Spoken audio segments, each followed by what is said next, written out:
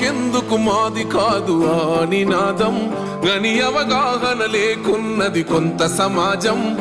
రాజ్యాంగం ప్రతిఫలాలు పొందుతూ జనం అది అంటేందని అడిగే అవివేకుల దేశం వర్ధిల్లాలని పిడికిలెత్తరో జననం జన అజ్ఞానం తొలుచుట కొరకో జై భీమని గుంతెత్తి నినదించాలో బడుగు బహుజనులంతా ఏకమవ్వాలో విశ్వవ్యాప్తమయ్యింది ఆయన ప్రతిమా అడుగడుగున జాతి కొరకు కోరినవాడు పీడిత జన కోసలనే తరిమినవాడు ఎంతమంది ఎత్తుకునను జై భీమ్ జెండా